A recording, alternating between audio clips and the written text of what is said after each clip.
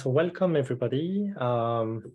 It's been a long time. I've not done a presentation, so let's start. We have 1 hour. So let's see, and maybe let's start by presenting to you who I am, just so you know me better. Actually, to do that, I just picked a slide that I made 2 years ago when I've done the previous training presentation about advanced 3D workflows. I am a programmer.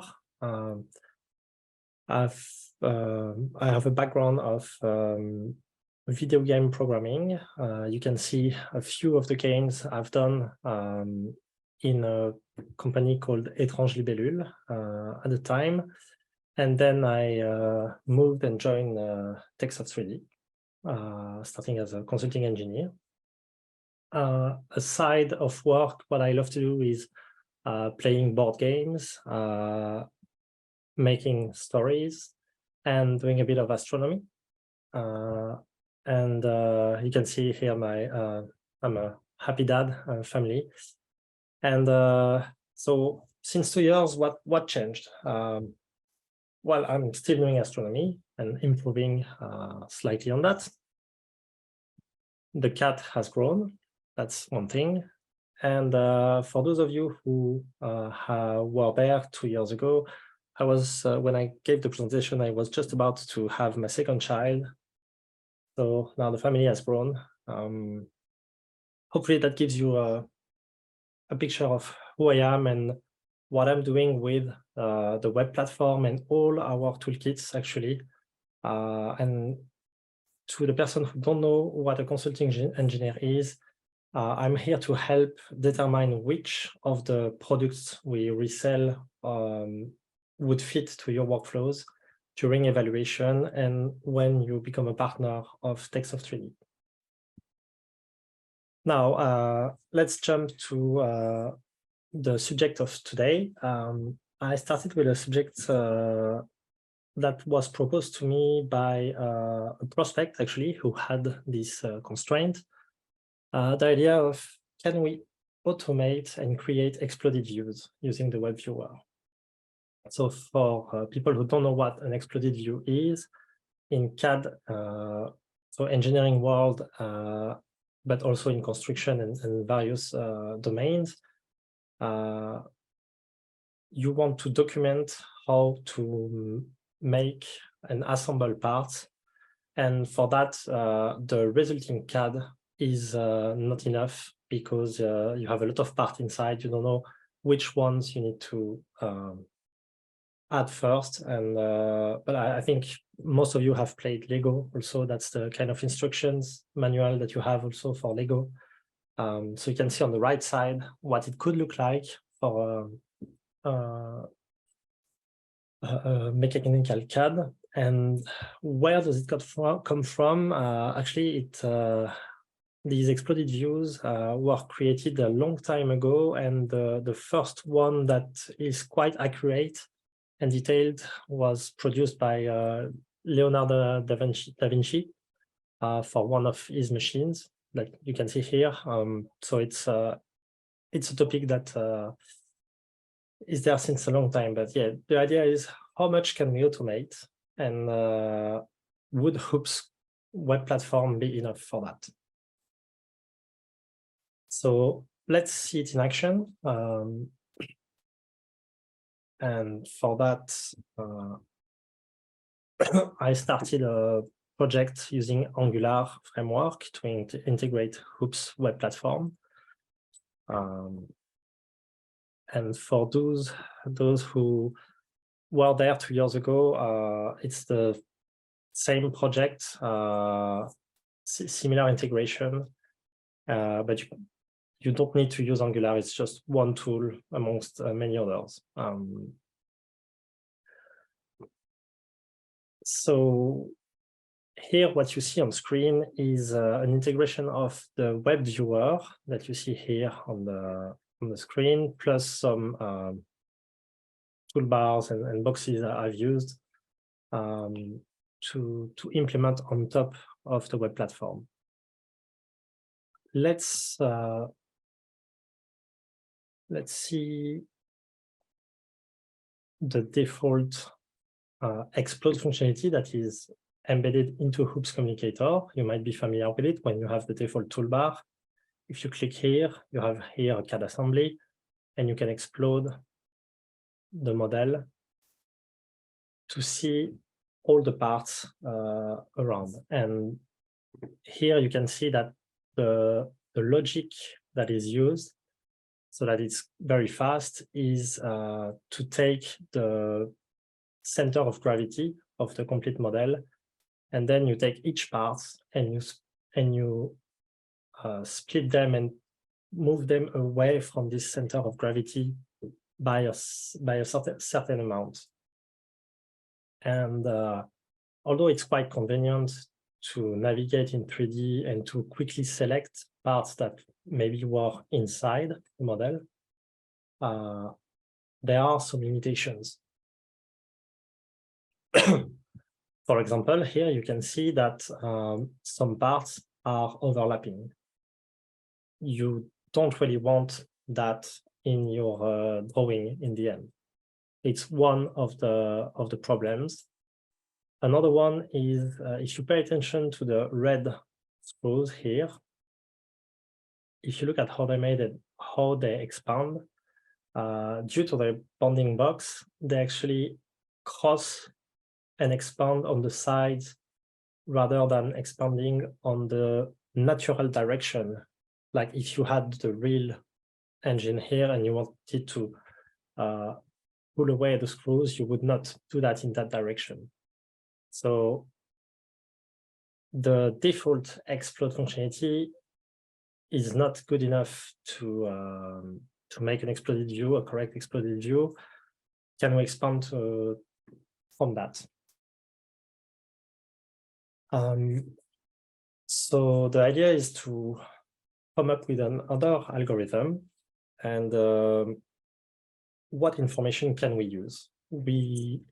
First, we have the model tree, so we can rely on the product structure. You see that, for example, you have sub-assemblies. That's quite interesting to see if we can rely on that. We have the complete geometry of the objects, but that might be too complex. So, and this is what we discussed in the previous training. Usually what you can get is an approximation of the parts and the model by using bounding boxes. And you have different bounding boxes. Maybe let's illustrate them quickly. So just making sure I'm not doing any error here. Yes. So here you can see on screen, I'm displaying some bounding boxes, and the one in red is what we call object-oriented bounding boxes. It's boxes in 3D, and in this particular case, they are aligned to the world object, but it's not always the case. And this is what we have used previously for a quick collision detection on the mesh, if you remember the previous training. And then the box you see in blue, which is larger, is what you could call an axis-aligned bounding box, where, and usually you create it from the oriented bounding box. And this particular one, you would say it's not axis-aligned, actually. Well, it is. I have created in a way that it was aligned to the camera when I asked to generate it. So the coordinate system that I'm using here is the camera space. And you will see why it could be quite helpful. Then you have another coordinate space, which is quite useful also. It's the screen space. So where, for example, this 3D box would just end up being just a 2D box on the screen.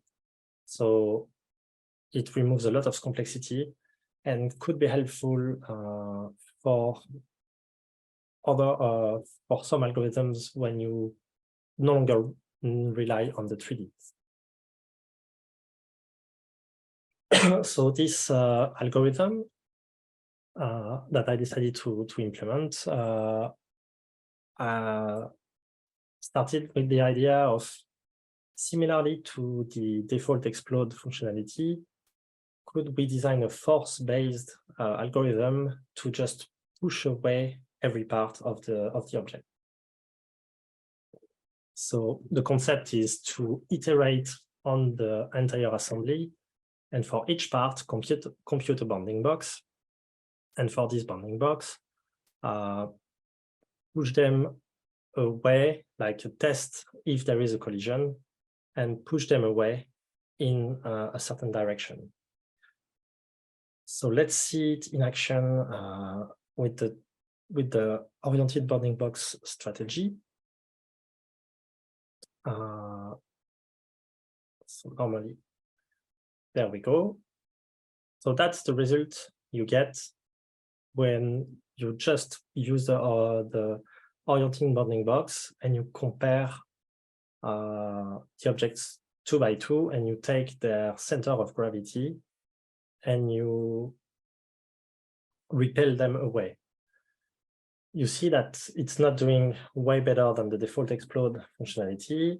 There are some limitations like overlap, and it's not picking up the right direction. So it's not enough to generate something that would be useful. One thing we can do is, instead of using this 3D bounding box, we could use the axis align bounding box. And but before that, we could also try to constrain the transformation to the main axis. So the 6 axes of freedom, +6, +y, +z, and equivalent on the negative side. And if we do that, we get a different result. And you see it's taking a bit longer because now to move away, it cannot just move away in diagonal, so it has to push on one of the constraint axes. So it's going to take a bit of time to get more stable, but you will end up with the same constraints, like with the same results. They are overlapping, and they are not pulled away in the expected direction.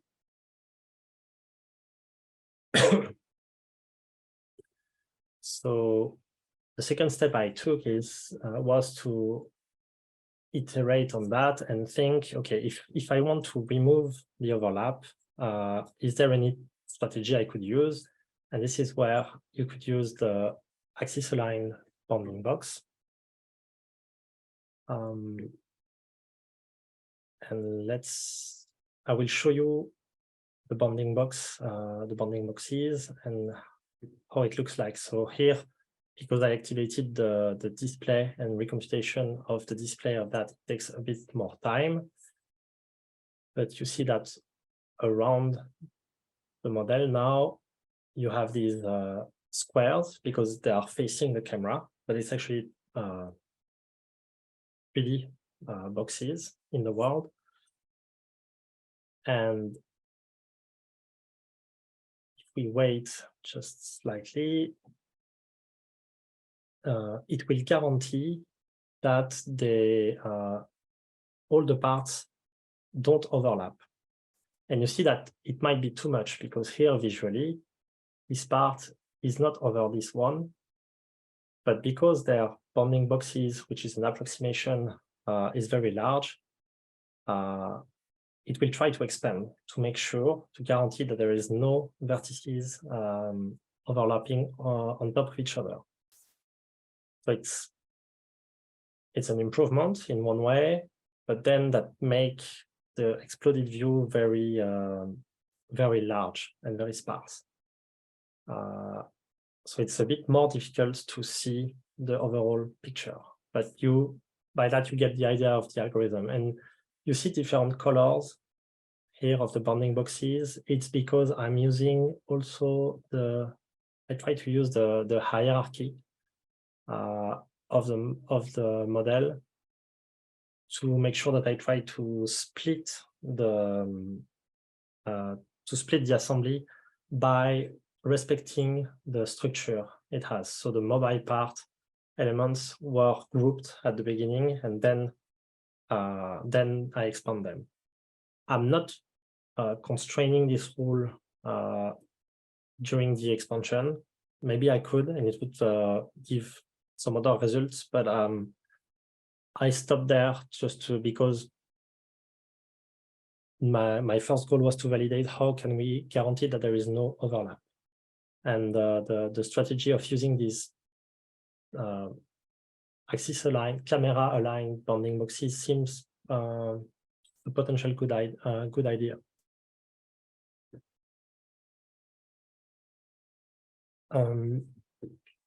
But of course, doing that, there is something that is missing. It's how to decide in which direction to go. And let's maybe just start from a smaller view. If we take the example of these two parts, how do you decide in which direction they need to go? If you rely on the bounding box, you would be tempted to say, okay, what's the easiest direction to move this part away? And it will be in diagonal here in this direction. If you constrain it to the main axis, it will actually not pick the minus x-axis, which is the one we would naturally expect. Like normally, I would expect that I move the screw here in this direction, because if you look inside, there is a collision here, so we couldn't go in the x direction. That's the natural one I would be expecting. But if you just rely on the bounding box, actually there's no way to determine that automatically. So maybe we could come up with a quick algorithm to just suggest some preferences in terms of which direction they should pick.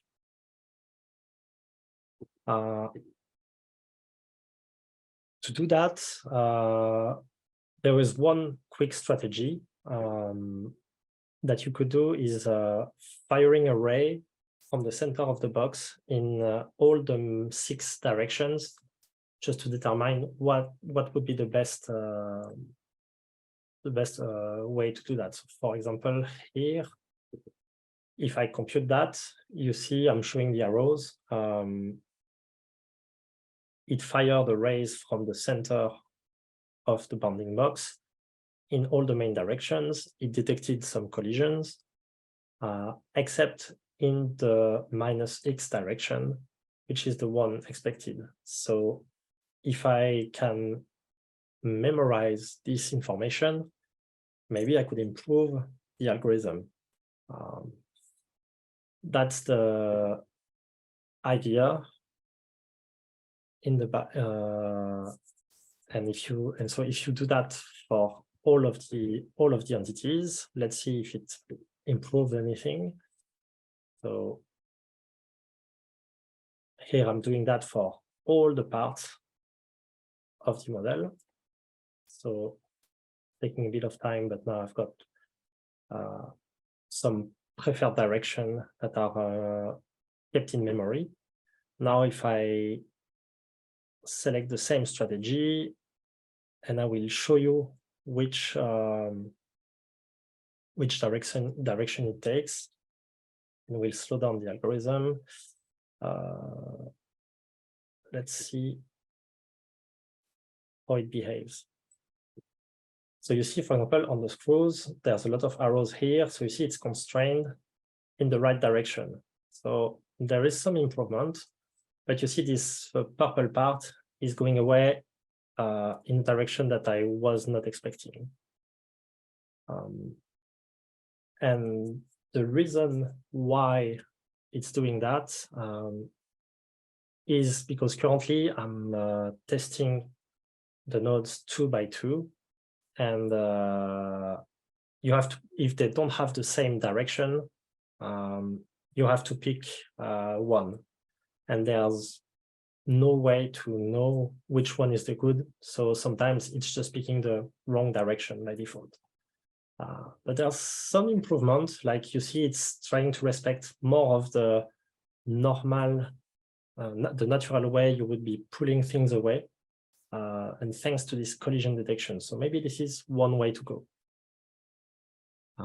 Let's just speed up the process.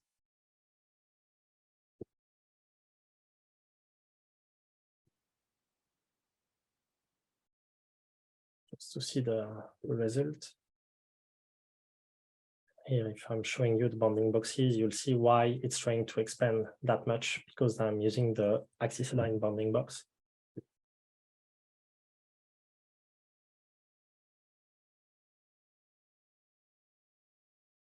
And it will take a bit of time to get more stable and to finally come to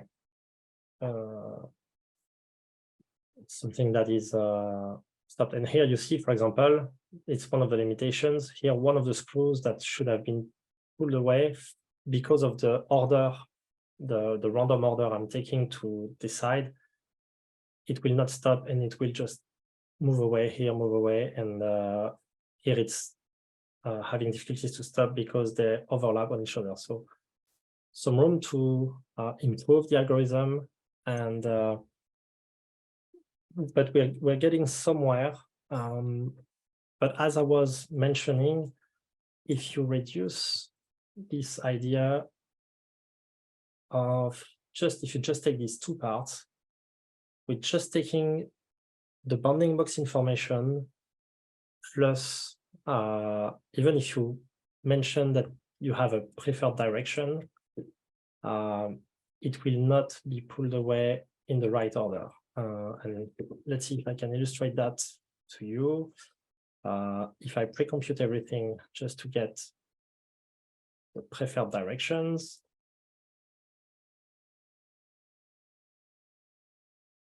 now I isolate the two.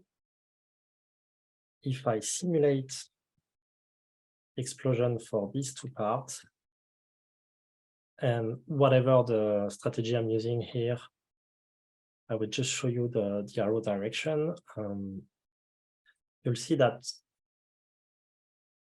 here the algorithm picks the center of the bounding box. So instead of moving it away, even if the preferred direction is -x, both want to go -x. So you have to choose which one will go first. And here, if you rely on the center of the bounding box at the beginning, well, the wrong one is picked. So it's not enough.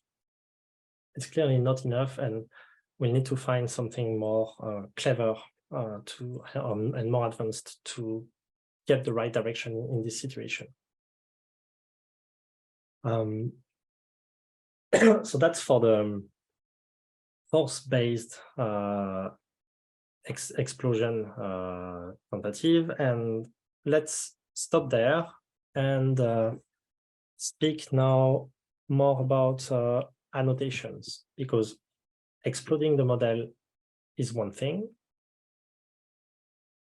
but then you need to annotate it. And to annotate it, fortunately, we have some good things already there in the package. So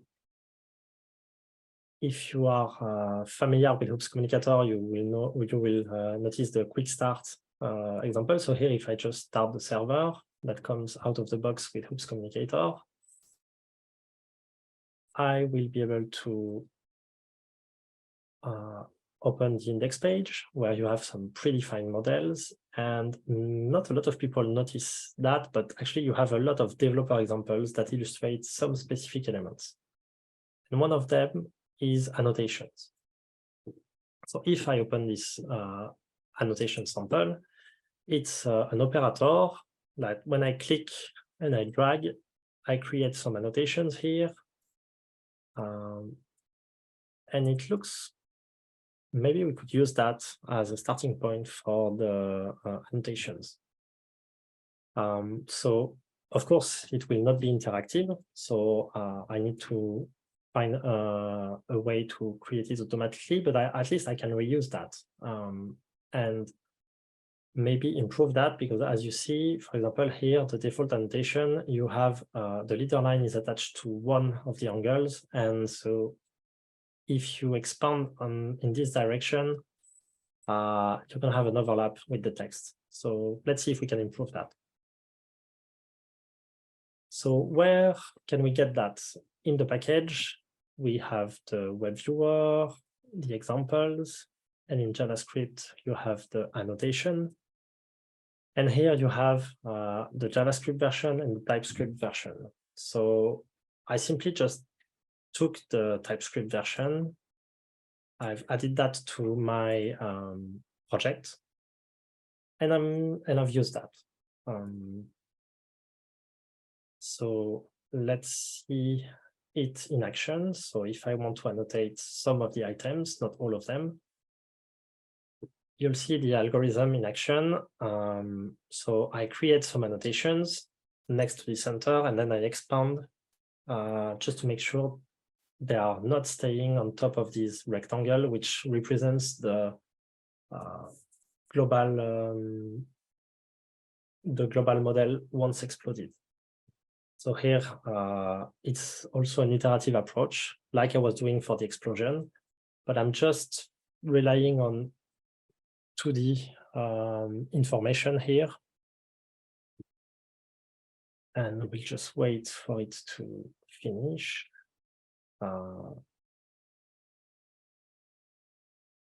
There we go. And here, because I zoomed out, they overlap a bit.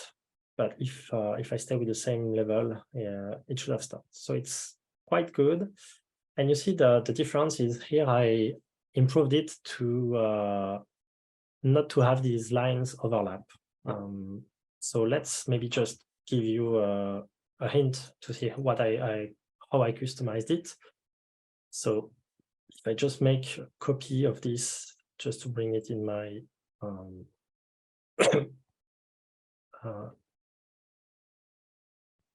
in my solution here, I select the two, compare. So I just removed the reference here. So that's the one that I'm using. And the first thing I've done is to set a fill opacity to make sure that nothing goes below. So if I just comment that, you will see the result. Here I'm not exploding. Let's just see how it looks like.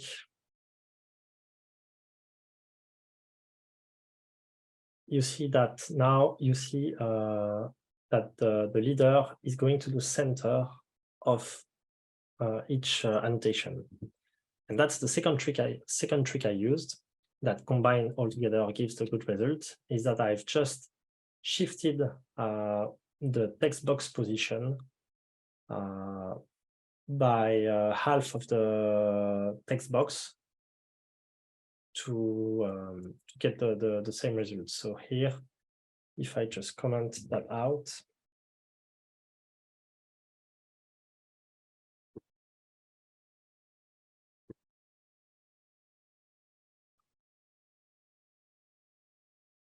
this is the result you get if you take the annotation class out of the box from our sample. So with just slight modifications, we can get something that seems good enough for our purpose. So that's quite good. I just move it back.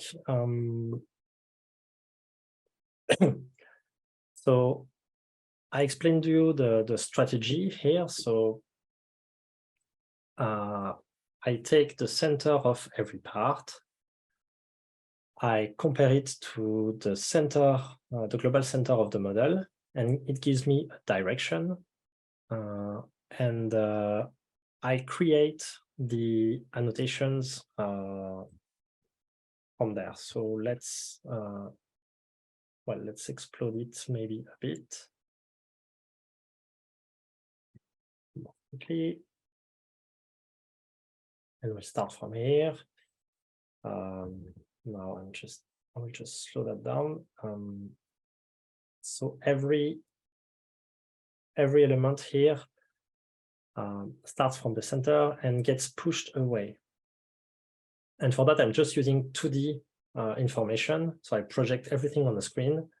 And I wrote a little class, which is a lot simpler than the oriented bounding box that I was using to do that. And I also test the elements against each other.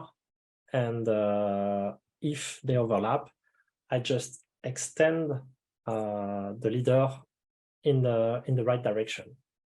I just extend one of them, and that's enough to get something working. And if you rotate the camera, you'll see actually how far away it can go, just to make sure that it does not overlap on the screen.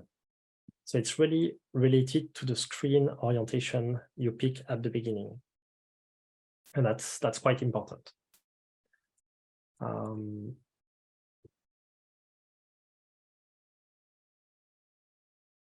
Of course, that's one strategy, but you can see that it was going away, and sometimes it was the annotation were a bit far away from the others, and the strategy of starting from the center and expanding in the center here on purpose. I will not explode the part before trying to do an annotation, and we'll put a lot of annotations. The result makes it that a lot of them will be on top of each other, and you will have some space, some spaces where everything will be nearly empty. So it's not perfect for readability and accuracy here, and especially here you have the leaders that overlap, so you don't really know, which one corresponds to the other. So can we improve that? There are different strategies that I have not implemented, but there are some ideas. But here you see it's too complex. And let's see if there are some other strategies already on the market. So if you look for exploded views, if you Google that and look at the images, you will find a lot of examples, and I just picked a few of them. One of them is from CAD. So here you see a nice exploded view, and here the strategy they have is you expand as a square around the bounding box, so it seems similar to what we have here, but they spread it. And also, instead of using the name directly, they are using numbers, and they have a bit of material on the right side. So it's something that could be done fairly easily. If you look at SolidWorks Composer, they have a different approach. Here they are staying close to the actual 3D object. So they are not using a 2D bounding box approach. So it's something to consider also, like if you are capable of doing a very accurate collision detection, you might be able to do these kind of things. And you also have some other more complex. It's one I found on the web. It's a camera exploded. And you see that here they decided that every element would be annotated and numbered. And it could be anywhere, even inside the exploded view. So it's something it's really up to you to decide what level of readability you want to achieve and what are the constraints you want to put here. Some other ideas would be to expand using a circle around the object. Just to here they are using a box. You could also have it more circular, depending on the shape of the exploded view. You could have just have 2 lines on each side, because usually these exploded views, they are made to be consumed on a screen or on paper. And here the paper orientation will have an impact on where you want to put your labels. It's something also to take into consideration in your algorithm.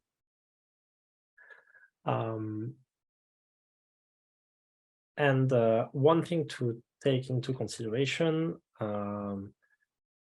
is also some that you need to have a more fine collision detection. And so if we go back to our example here, you could see the big black box that was produced that I was using to show the model bounding box, which was my exclusion space. We could use a more narrow collision detection. And for that, you have multiple strategies that I have not implemented, but one of them would be to use, instead of using a box, we could use a convex hull. So if you are not familiar with the convex hull algorithm, the idea is to get the simplest convex shape around an object, and it could work in 2D or 3D. Here, we would work in 2D. And if you go on Wikipedia or search, you'll see that you have a lot of different algorithms. And one of them, for example, which is the simplest to implement, is the Jarvis march. So just to show you, if you have a set of points here, you can iterate on it, and slowly you start to create the convex shape around all this set of points. So what you could do is project the bounding box, the 3D bounding box of your model, and use that to create a shape that is better than what I was showing before. So if I show the oriented bounding box, for example, for this part, let's see if I isolate it. Yeah, of course, it disappears. Let's just go back.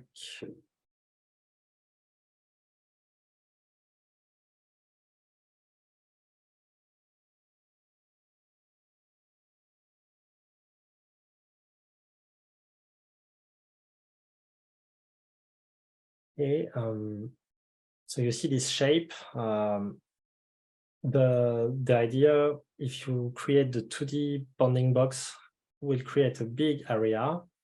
What you could do is just take these 8 points that are given and use the convex hull algorithm to just create a 2D shape that would be closer to the actual object. That means you could decide to start your annotations here, where in the other case you would exclude that and just expand until you get to this point.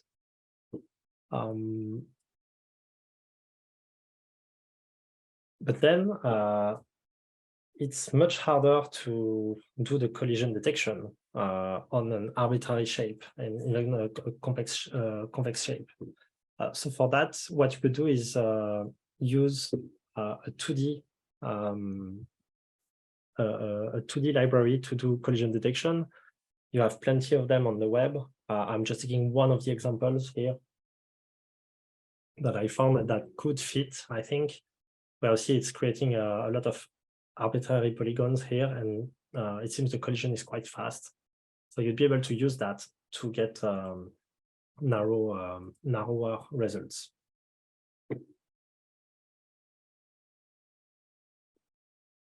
Now, so we have some solution for annotation, but we are still not completely satisfied with the algorithm to explode and expand. So at this point, I was trying to find some ideas and some more complex ideas. And I started to look at literature, and because actually you have some research paper on the subject, and you don't have that many. But one that I found was quite interesting is this one, automated generation of interactive 3D exploded view diagrams. So here they are saying interactive because the solution they propose is really you select a set of parts and they explode and expand so that you focus on these ones. But the algorithm they propose is quite interesting. Let's see if I can show you. So the main concept that they propose is based on an iterative algorithm that will create an explosion graph from the original model, and to use this explosion graph to decide which part should be exploded and in which direction. They also present some concepts that with that you can handle sub-assemblies, and they give you a basic algorithm to produce that. So I started to investigate on that and see if I could implement that, and see how it would look like. The concept is you want to construct an explosion graph, and for that, let's just see. So the first tool you need is collision detection. It's crucial for this algorithm. So what can we do with Hoops Communicator?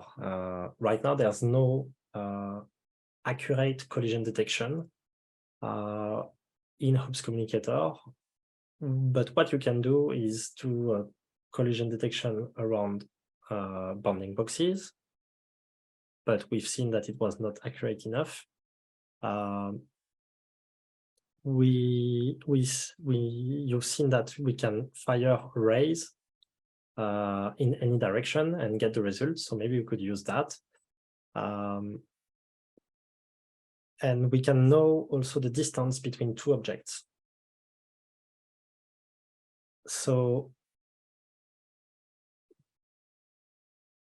if we do that and just use the center of the bounding box and just fire a few rays, it gives you some results here, some of the nodes. And what I've tried to do is to give a score in every of the main directions, like how many rays did not hit anything. In this case, it's a positive result. And if they hit anything, it's a negative result. So here, for example, in this particular direction for this part, I have one negative result, and it was the part with the node ID 71.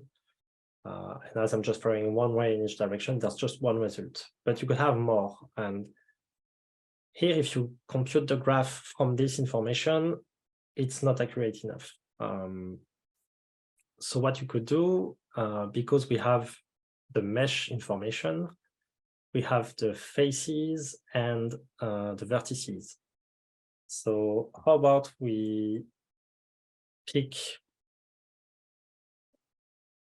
all the faces of my model, and I take one vertex per face.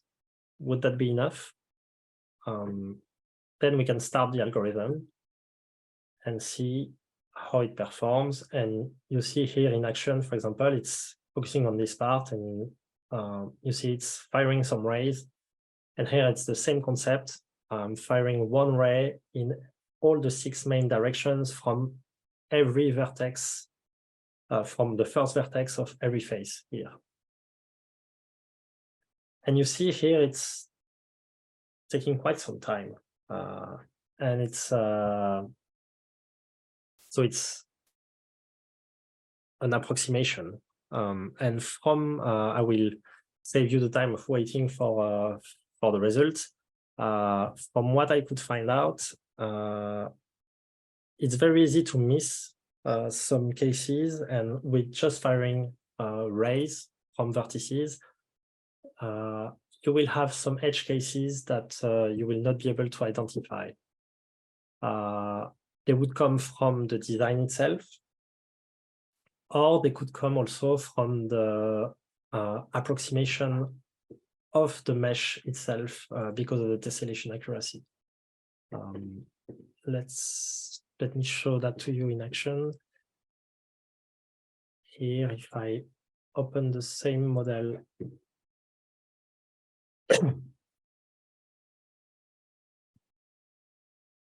and I think seeing the time, that's the last thing I will show you about this algorithm right now, just to save some time for questions. So if I isolate one part, so I tried to do that on the smaller sub-elements here, and what I could see is if you take these two parts, for example, I was not getting the right answer, the right results. And it turns out that if you activate the cutting section,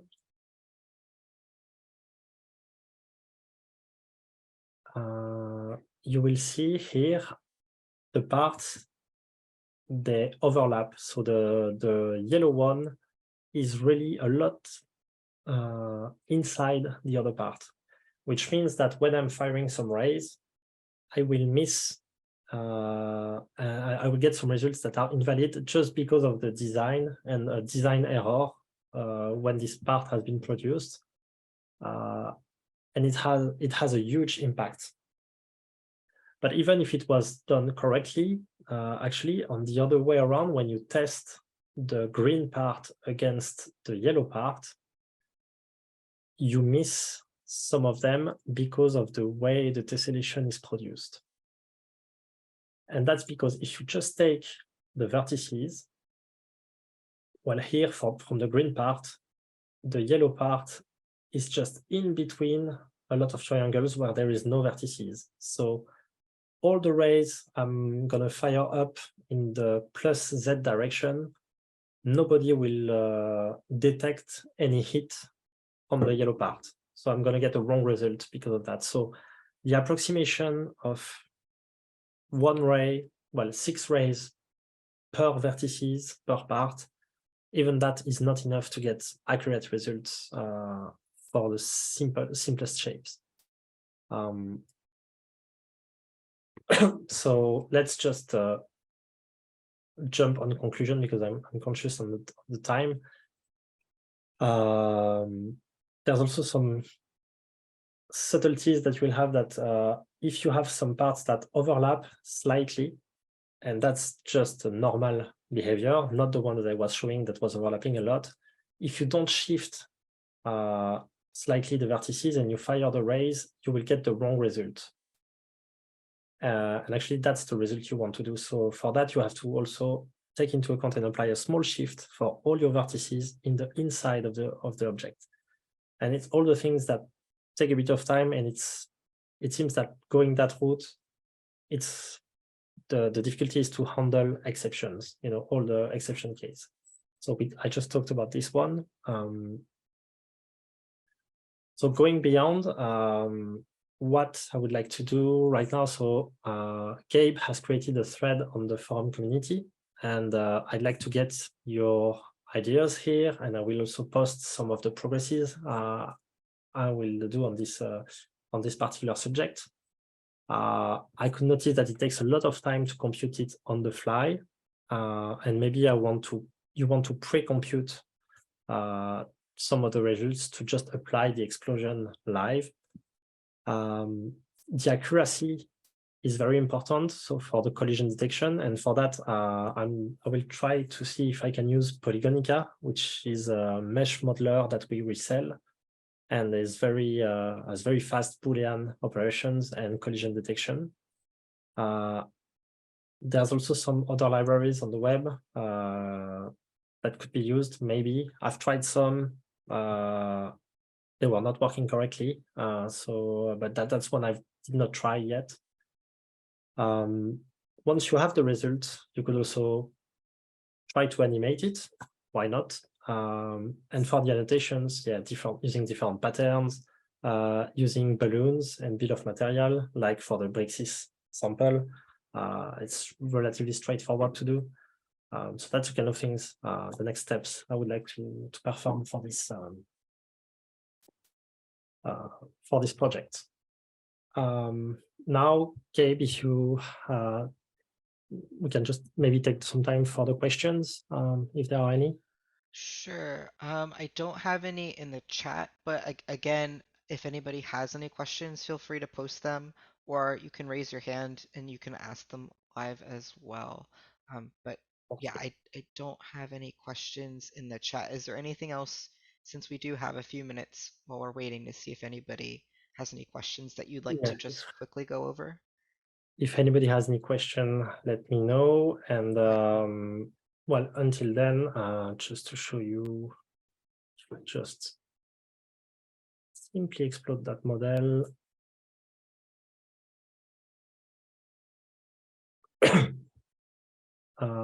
Also with Host Communicator, we can play with rendering. So just to have a drawing style. Let's put some annotations here.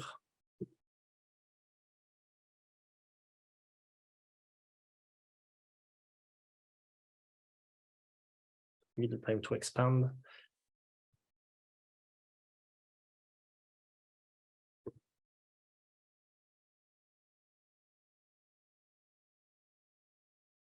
From the well, here I'll let you imagine the result. I've got too many. I've put too many items here, but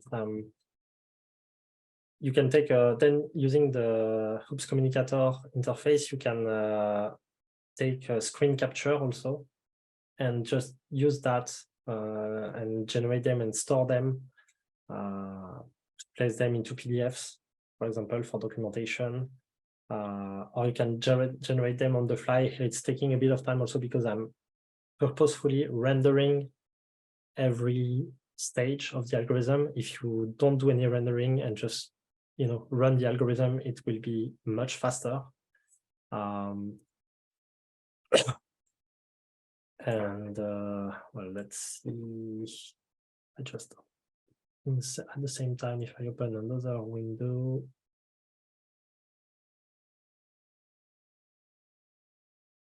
and maybe focus on a smaller set.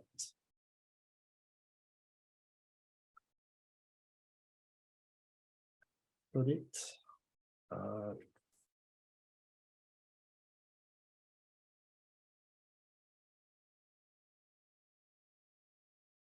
Yeah, that will do.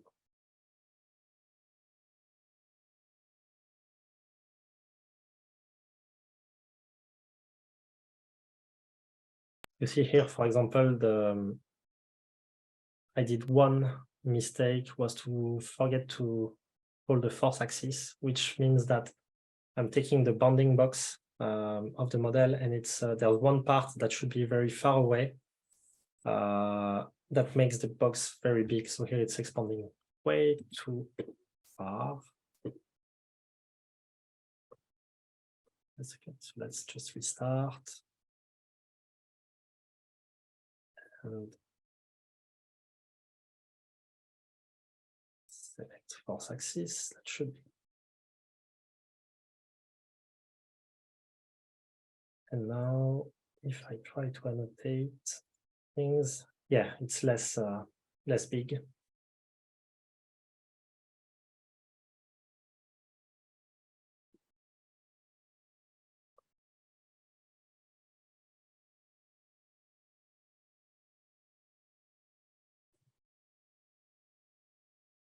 Let's just give this guy a bit of time to expand here. There we go. There you have the hidden line rendering. And well, just as you can have fun also with Hoops Communicator, we have some special effects that were done for beam rendering. you can see there's this line style where we had some random points that makes it a bit like more a drawing.